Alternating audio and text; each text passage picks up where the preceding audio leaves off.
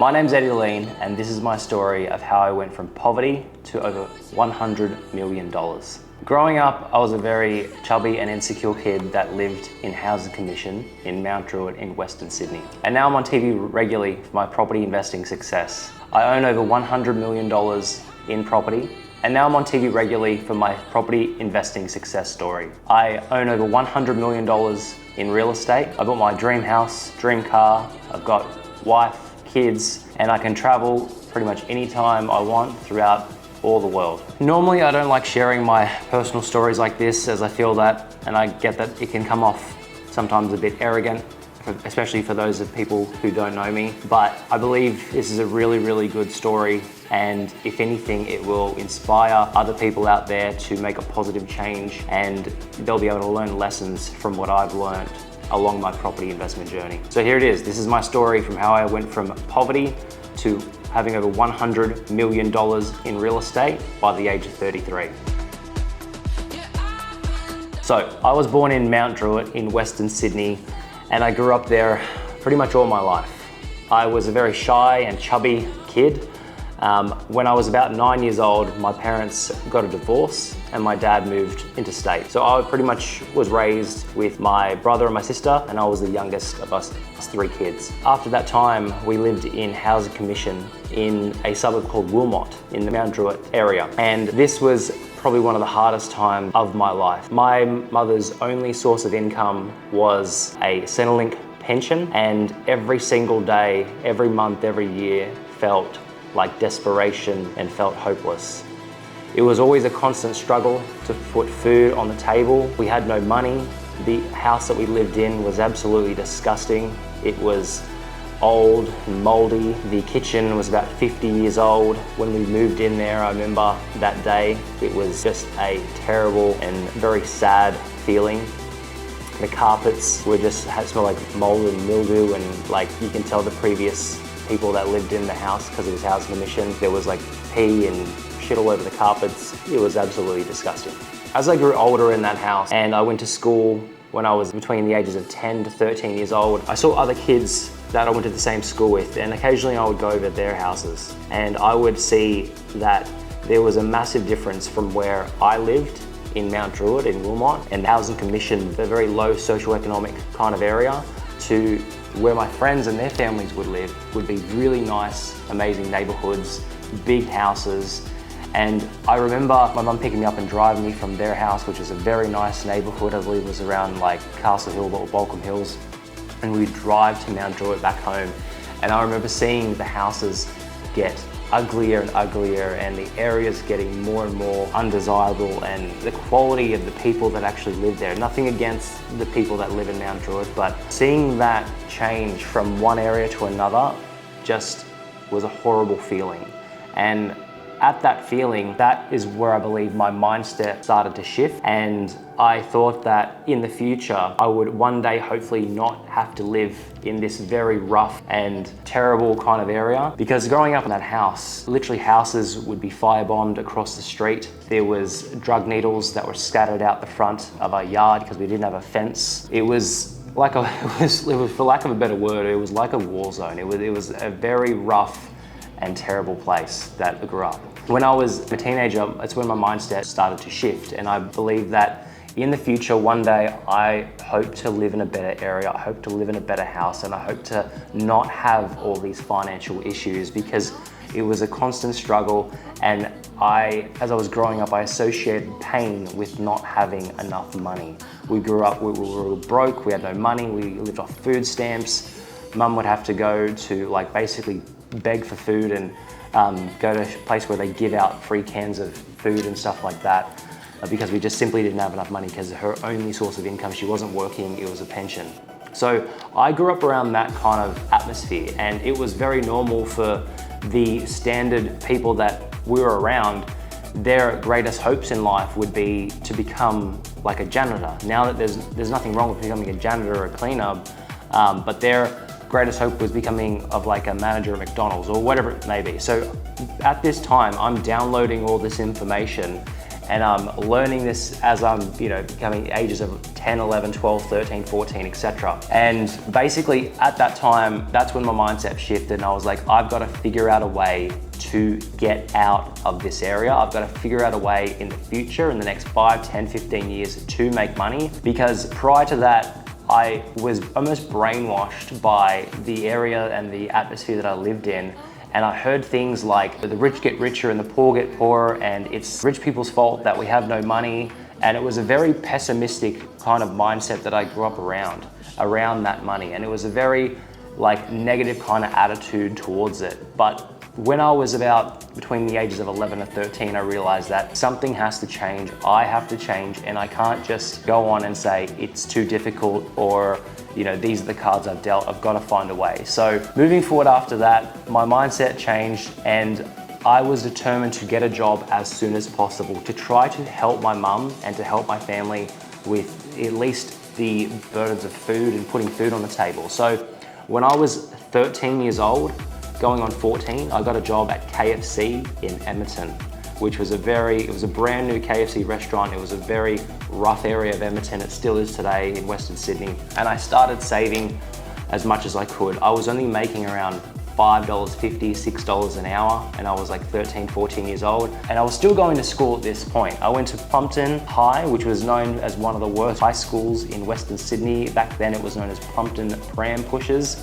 because literally every other female over the age of 14 was getting pregnant, and they actually had a daycare at school, and they had a show about it as well. So Plumpton High, very humble beginnings. I kept working throughout high school. I did not know what I wanted to do, but I switched over to McDonald's and I moved up the ranks to become an assistant manager at McDonald's pretty quickly. I was saving at that point around $200 per week. And one time I remember when I was at McDonald's, there was another guy that I used to work with, and his name was Luke, and he was only about 3 to 4 years older. He was like 18, 19 at the time, and I was about 15 years old. He had just, with the assistance of his dad, bought an investment property, which was a 2-bedroom unit in St. Mary's, which he was telling everyone about, which he was saying, now I have a mortgage and I've got to pay my mortgage. And to me, that seemed really inspiring and amazing, because no one in my family at that point owned a property. My brother, my sister, cousins, uncles, I come from a bloodline of people that haven't really had any money whatsoever. Everyone's been broke as a joke, basically. So for me, when I was 15, to see that someone that was 18, 19, that was working at McDonald's, yes, they had help from their dad, but they were able to buy an investment property. I thought, wow, if they can do it, then surely I can do it if I put my mind to it, and over the next 1 or 2 years, I continue to save money. So fast forward, I was going back to school, and in school, I didn't get good grades at all. I didn't pay attention at school. Some people thought I had ADHD. I've never been tested, so I might, but I didn't get good grades at all. I was very shy, very insecure, got in fights a lot of the times at school. I changed groups. I started smoking literally at school, but I also had a drive when I was a teenager, and I wanted to be the first at everything. I was very heavily into basketball. That was my dream back then, was to go pro as a professional basketball player. To put things in perspective, the rough area and the atmosphere and the type of people that I was around, I got my first tattoo, which is this tattoo, which is super embarrassing, and I've never showed anyone that before, especially not on a video, but I got that tattoo when I was 14 years old because I had to be first, and at the time I was basically bullied my mum, unfortunately, to allowing me to get one, and because I didn't have any father figure or anything around, at that time I felt like my mum, I was able to get away and pretty much do with whatever I want. So I basically, in some sense, didn't really have any rules, and I got in a lot of trouble during school. I remember one time I got suspended for a couple of days because I was caught drinking alcohol at school. I would smuggle in bottles of vodka and I pour them in Pepsi Max cans. All the friends that I had at school still joke about it to this day, but it was a very rough time, rough school, but I made it through.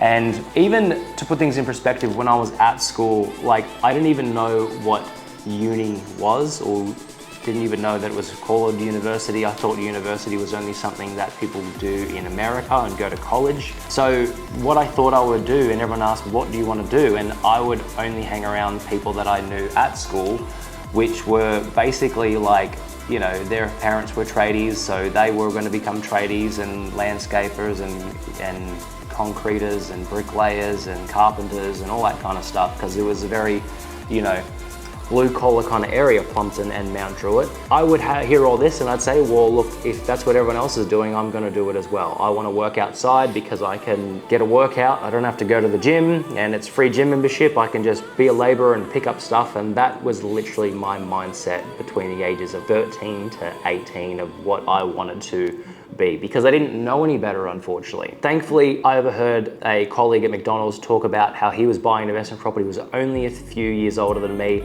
and that encouraged me and that inspired me to want to buy an investment property as soon as I could. And I think an underlying reason behind that was because we didn't have a house, we didn't own a property, and no one in my family owned a property at all. So I thought that if I could do it, you know, and do it as quick as possible, then that would be pretty cool. So continued working at McDonald's. I saved up and hustled every day. I was going to school. I would work, you know, night shifts. This is just when McDonald's started to be open 24 hours. I put around $200 a week away. I would budget a lot. I wouldn't spend much money at all. I would get clothes from Salvos, no designer brands or anything like that. We were broke as a joke. But literally at around about 18, when I was just finishing school, I had about $20,000 saved. And when I had about $20,000 saved, that's when I started looking for an investment property. And basically within about 6 months, I secured my first investment property, which was on the central coast of New South Wales, which is in a suburb called Tuggeranong. Now, I remember it very well. I went there, I inspected the property, and basically what I looked in the central coast of New South Wales, because that's where my family would holiday every now and then, because the only holiday we could afford was camping. And camping, we would camp around the entrance in New South Wales. So when I was looking for a property to buy, basically I couldn't afford anything around where I lived in Western Sydney, Mount Druitt, because even back then they were too expensive. With my income at the time working at McDonald's, I jumped online, I checked all the online calculators, and it said I could only borrow about $140,000. And this was after I got knocked back by about 12 different banks. No one took me seriously. I was 18 years old, I walk in the Commonwealth Bank, Westpac, and then finally I got a pre-approval with St. George after being knocked back plenty of times. They gave me an approval for about $140,000 if I bought it as an investment property and if that property had rental income in it. I had a budget of $140,000, and the only other place I knew besides Western Sydney that was relatively close by, was about an hour and a half away, close enough by to have a look at the property, was the Central Coast. I jumped on realestate.com, I filtered which properties that I could afford, and I saw a 2-bedroom unit, which was in the suburb of Tuggeranong, and I ended up buying that property for $138,000. Now, everybody at the time was calling me crazy. I was extremely nervous. It was extremely exciting as well. I remember having absolutely no money left after the purchase. I had about $80 in my account. When people talk about buffers and you have to have a buffer before you buy a property, that's certainly not the way that I did it. Yes, it can be smart to do that, but I just wanted to get in as quick as possible, and I'm glad I did. So that was the first property, and that was the biggest, I felt like the biggest success ever. It was the biggest thing that I achieved at that point in my life. Being 18 years old, I bought a property, I settled on the property, and that was the first property. It was very exciting. I had a lot of people saying that I shouldn't buy it, a lot of haters and so on and so forth, but that was the first property. Moving forward after that, this is where I would say I got stuck in my head after this, and I developed some more bad habits. So this is after I finished school, I'm 18 years old, I've got one property. During this time, I just partied a lot. I hung out with friends, I went out literally 5-6 days a week. I was still working a lot, but I would go out to the pub probably 4 or 5 days a week. I would meet up with friends, I'd catch up with them, I would drink a lot. I started smoking, I started playing the pokies and all this. Like, it was about partying and going to, like, you know, schoolies and Queensland. It was about literally 1 to 2 years of just partying and getting up to mischief and not being very, very productive at all. Finally, one day I was in the shopping center after a big day, and I went in to a news agency and I saw a property investment magazine, and it was called Your Investment Property, or it might have been even called Australian Property Investor Magazine. And I remember seeing that there was young property investors that were the age of 24 years old and 25 years old that had about 11 or 12 properties, roughly. And that made me stop in my tracks because I was at that stage probably about 20 years old. I had one property and I was over the moon because compared to everyone else in my immediate circle that I grew up with, that was a massive success. And I felt like a massive success up until that point because I had one property and I was 18 and I was doing well and no one else my age had a property, just like getting my first tattoo and all that, which is so stupid now, by the way. I felt like I was ahead of other people and that competitive side of me came out. When I saw other property investment magazines out there and I picked them up and I would see investors that were only 4 or 5 years older and they had 10 or 11 properties than I did, I stopped in my tracks and I had a light bulb moment. Like, it was inspiring, but it was also scary to be like, because I didn't have anyone like that around me to set that bar even higher. And I was like, wait a minute, like they are so far ahead of me now. And now I don't feel very successful at all. I don't feel very happy with what I've achieved. I've only got one property and they've got 8, 9, 10 properties and they're only 3, 4 years older. So from that point on, I was like, wow, I've got to do something. This is like, now I feel like I'm behind. That day was like a light bulb moment and it was an inspirational moment, and it's basically like it awoke me again. And I was determined from that point that one day I wanted to be in one of those property investment magazines, and one day I wanted to have 10 properties or more also. So after this time, I was about 19, 20 years old. I had various jobs. I tried everything. I was working in administration. I was a bartender. I worked in real estate. I worked as an accountant. I worked in retail, hospitality, the list goes on. I had multiple jobs, and this is when I really put pedal to the metal, and I was basically working 2 to 3 jobs at a time. I was working in the city in a IT accountancy firm, and then I would work as a bartender at night as well. And I was hustling my ass off to save every single cent that I could. Still trying to enjoy life at the same time, but I was trying to literally save 70 to 80% of my wage. Shortly after that, I bought property number 2, which was a property in Adelaide. Why Adelaide? Again, because at that time I was still on a very low income of about $50,000, and that was the only other affordable place. I bought a house for $130,000 at that time.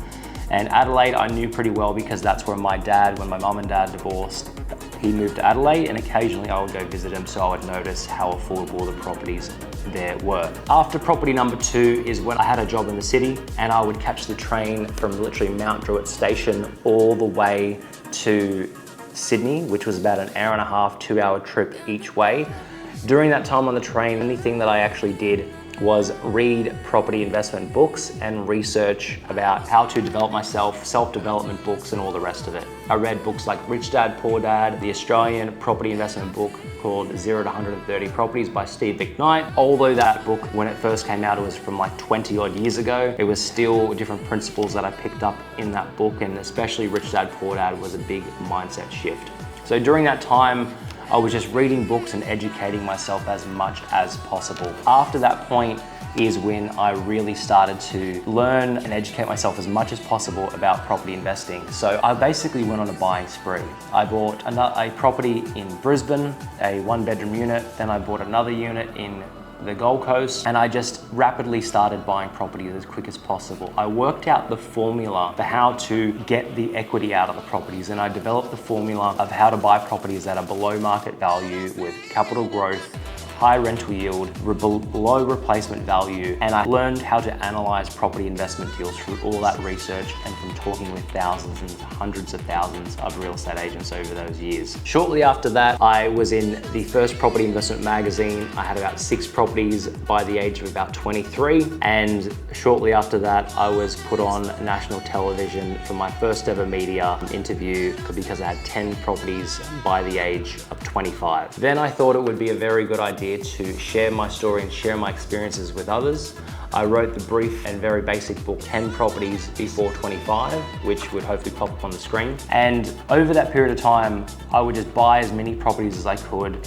I learned the strategy, and I was getting better and better and better at buying these properties. I had over 10 properties, and at that time I thought I was in the media so much that I had hundreds and hundreds of people messaging me on Facebook, messaging me all over Instagram saying, can you help me? Can you help me? How can I do it? And I would literally speak to them for hours and hours. I'd give them free guidance. I started making YouTube videos just like this, started putting out content, and eventually I was teaching them through education how they can find these properties and how they can invest in properties.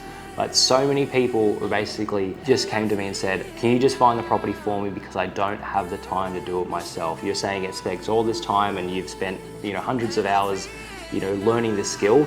I'll just pay you and you can find the property for me and I'll buy it from there. And thus, after that, that was how the Deline Property Buyers Agency was founded. Things took off very, very quickly. I was helping 1 or 2 clients per month at first, then 10, then 15, then 20, then built the team and things just started to roll. We were in a tiny little office. I remember during that time, we were in an office that was in an industrial area. I would have face-to-face meetings with clients, and clients would think that they're about to get murdered because the area that we were in was a bit rough and the office looked a little bit dodgy. But it was a very fun and exciting time.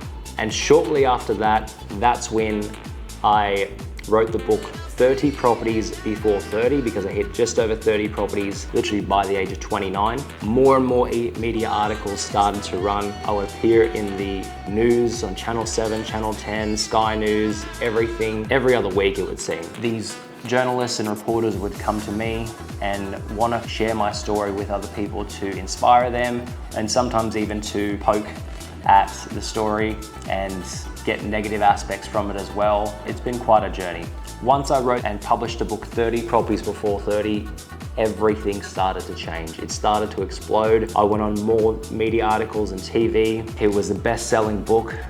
It was featured everywhere. It's in Kmart, it's in Officeworks, it's in all the bookstores, and we've helped thousands and thousands of clients. I continued to buy as many properties as I could along the way. My types of properties got bigger and bigger. I started going from buying units and townhouses and houses to then buying commercial properties, whole blocks of units as well, properties for $2 million, $4 million, $7 million, $10 million each, and things just started to explode, which was very exciting. And then I hit over $100 million in real estate. Along with building the property buyers agency, we also built a property management arm and basically created a one-stop property investment shop to help all property investors out there and to provide as much free value and as free content as possible, and also inspire others that if I can come from the very humble and rough and poverty conditions that I grew up in, then anyone can also change their situation and be able to put themselves in a better position financially for themselves and their kids in the future. And that's my story, from literally living in poverty to over $100 million in real estate by the age of 33. I hope you found value in this story. If you have any questions, comment below. Thank you so much for watching, and I'll see you in the next video. Bye for now.